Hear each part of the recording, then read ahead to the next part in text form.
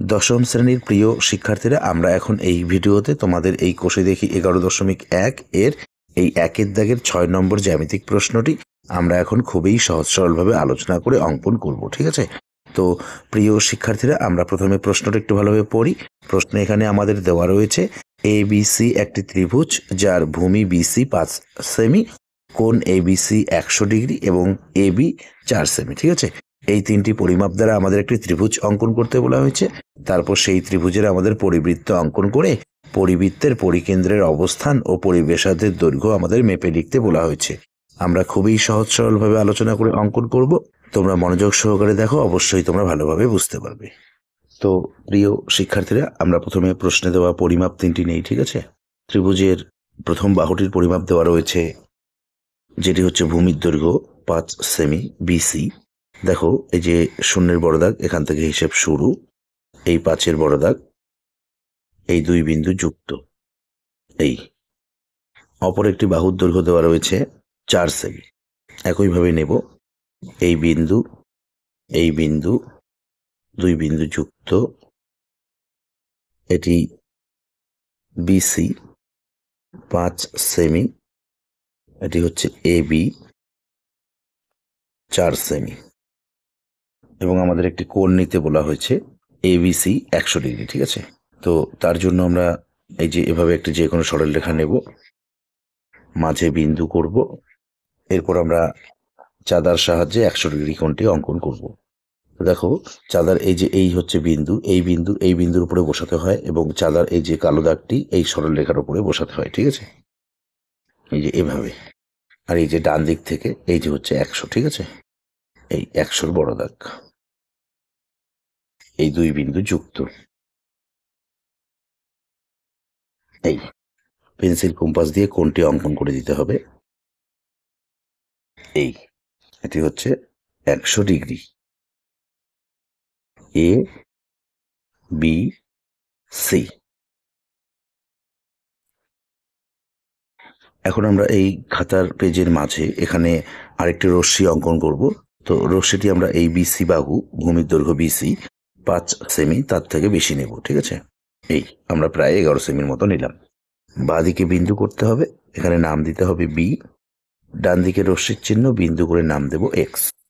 এখন আমরা এই B বিন্দুতে এই যে 100 ডিগ্রি কোণটি আমরা চাঁদা দিয়ে এঁকেছি, এই কোণটির পরিমাপ আমরা পেন্সিল কম্পাস দিয়ে নেব, নিয়ে এই B বিন্দুতে 100 ডিগ্রি অঙ্কন করব। ঠিক আছে, দেখো, প্রথমে আমরা 100 ডিগ্রির এই 2 বিন্দুর পরিমাপ নেব, এই যে এভাবে। ঠিক আছে, নিয়ে এই B বিন্দুতে বসাবো, বসিয়ে বৃত্তচাপ কেটে নেব এই বড় করে। এরপর 100 ডিগ্রির আমরা এই 2 বিন্দুর পরিমাপ নেব। দেখো, এই যে এই 2 বিন্দুর পরিমাপ নেব। ঠিক আছে, নিয়ে এই এই যে এখানে বিন্দু উৎপন্ন হয়েছে, এখানে বসাবো, বসিয়ে এই যে বৃত্তচাপের উপর আরেকটি বৃত্তচাপ কেটে নেব। এই এখানে বিন্দু উৎপন্ন হলো। এখন আমরা স্কেল দ্বারা এই বিন্দু আর B বিন্দু যুক্ত করে এদিকে আরেকটি রশ্মি অঙ্কন করব। ঠিক আছে, তো রশ্মিটি আমরা অবশ্যই এখানে 4 সেমির থেকে বেশি নেব। এই আমরা বড় করে নিলাম, রশ্মির চিহ্ন, বিন্দু করে নাম দেবো এখানে Y। এখন আমরা পেন্সিল কম্পাস দিয়ে প্রথমে এই AB 4 সেমির দৈর্ঘ্য নেব, এই যে এভাবে। ঠিক আছে, নিয়ে B বিন্দুতে বসাবো, বসিয়ে Y রশ্মির দিকে মানে উপরে কেটে নেব। এই এরপর আমরা পেন্সিল কম্পাস দিয়ে এই BC 5 সেমির পরিমাপ নেব। ঠিক আছে, এই যে এভাবে নিয়ে এই B বিন্দুতে বসিয়ে ডান দিকে X রশ্মির দিকে বৃত্তচাপ কেটে নেব। এই যে এখানে বিন্দু উৎপন্ন হয়েছে, এই বিন্দুর নাম হচ্ছে A, এই বিন্দুর নাম হচ্ছে C। এই বাহুটি হচ্ছে 5 সেমি আর এই বাহুটি হচ্ছে 4 সেমি, কোণটি হচ্ছে 100 ডিগ্রি। এরপর আমরা এই A আর C বিন্দু দুটি যুক্ত করে ত্রিভুজের AC বাহুটি অঙ্কন করব। এই তো প্রিয় শিক্ষার্থীরা, আমরা এই যে ABC ত্রিভুজটি অঙ্কন করলাম। ঠিক আছে, এখন আমরা এই ত্রিভুজের পরিবৃত্ত অঙ্কন করব।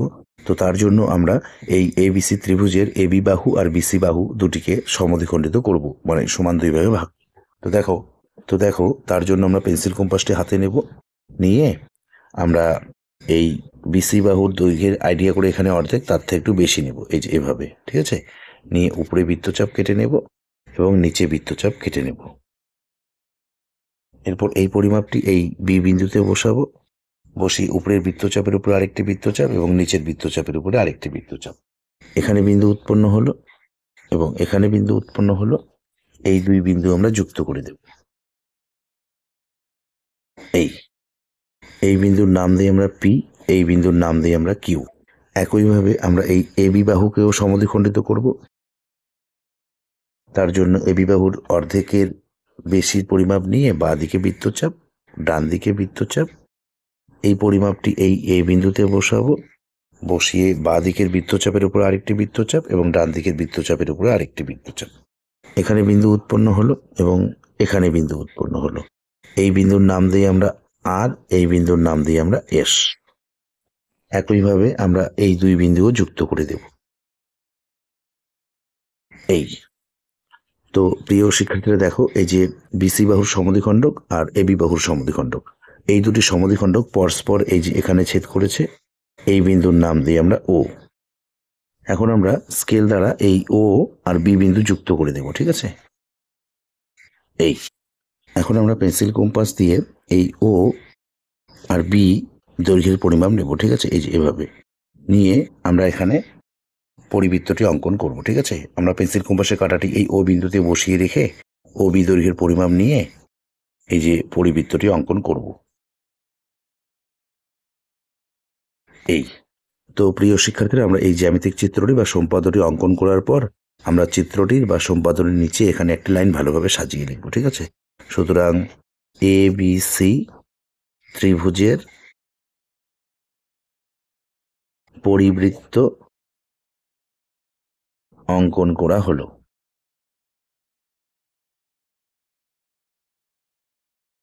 যার পরিকেন্দ্র ও এবং পরিবেশার্ধ ও বি সমান, পরিবেশার্ধের দৈর্ঘ্য আমরা স্কেল দ্বারা মেপে নেব 3.5 সেমি, ঠিক আছে। 3.5 সেমি প্রায়।